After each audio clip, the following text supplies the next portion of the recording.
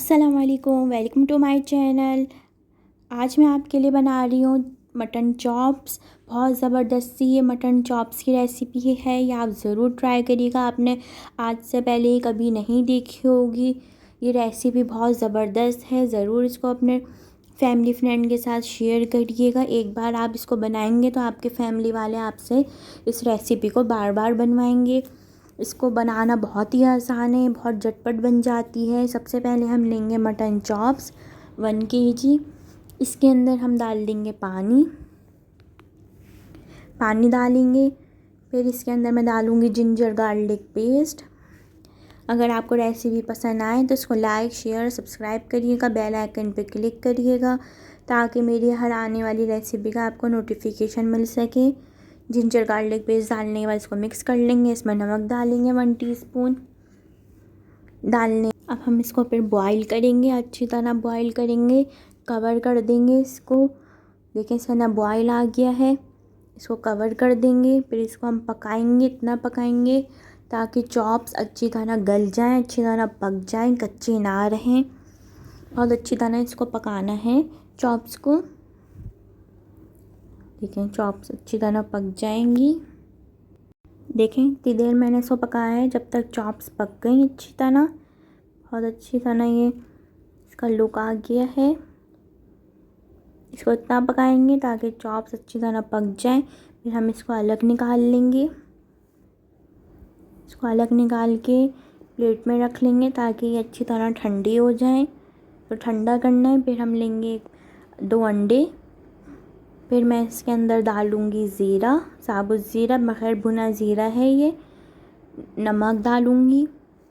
फिर इसको अच्छी तरह आप बीट कर लें, अच्छी तरह इसको बीट कर लेंगे। अच्छी तरह इसको मिक्स करें ताकि ज़ीरा, नमक, अंडे एक साथ अच्छी तरह मिक्स हो जाएं। थोड़ा सा अंडे के अंदर इस तरह झाग बनने चाहिए। फिर हमने जो चॉप्स रखी थी ठंडी करके, इस तरह अंडे के अंदर कोट करेंगे और फिर कुकिंग ऑयल के अंदर इसको फ्राई करेंगे। इसी तरह ही सब चॉप्स को फ्राई करेंगे अंडे में डिप करके। ये बहुत मज़ेदार चॉप्स बनती हैं, ज़रूर इसको ट्राई करिएगा। अपने फैमिली फ्रेंड के साथ ज़रूर शेयर करिएगा। रेसिपी पसंद आए तो इसको सब्सक्राइब करिएगा पेज को। लेकिन इसको इतना फ्राई करेंगे दोनों तरफ से ताकि गोल्डन कलर आ जाए इसके अंदर। और डालते ही चमचा नहीं चलाएंगे वरना सब अंडे की कोटिंग उतर जाएगी, अच्छा लुक नहीं आएगा आपका और टेस्ट भी वो नहीं आएगा। इस तरह इसको गोल्डन कलर आने तक पकाएंगे। देखें इस तरह गोल्डन कलर आने तक मैंने इसको पकाया अच्छी तरह दोनों साइड पे। देखें फ़ौरन मैंने डालते ही चमचा नहीं चलाया था, कितनी अच्छी अंडे की इस पर कोटिंग आई है। देखिए हम दोबारा से मैंने इस तरह फ्राई करने डाले हुए हैं। देखिए अब मैं थोड़ी देर के बाद 2 मिनट के बाद फिर साइड चेंज कर रही हूँ। उससे देखें कितनी अच्छी आपकी कोटिंग आएगी इस तरह एग की। बहुत मज़ेदार लगती हैं ये। इसको आप नींबू चाट मसाले के साथ सर्व करिएगा। साइड में हम सर्व करेंगे नींबू और चाट मसाला इस पर नहीं डालेंगे।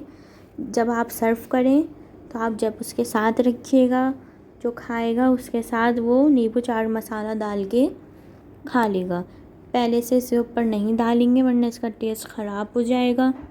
और इनको गरम गरम ही आप सर्व करिएगा, बना के पहले से नहीं रखिएगा। उसी वक्त ही सर्व करिएगा, जैसे ही फ्राई हों वैसे ही सर्व करिएगा। गरम गरम में अच्छा फ्लेवर आएगा, ठंडी होने के बाद भी अच्छा फ्लेवर होता है, लेकिन जो गरम गरम में फ्लेवर आता है वो नहीं आएगा आपका ठंडे होने के बाद। इस तरह इसको सर्व करेंगे प्लेट में।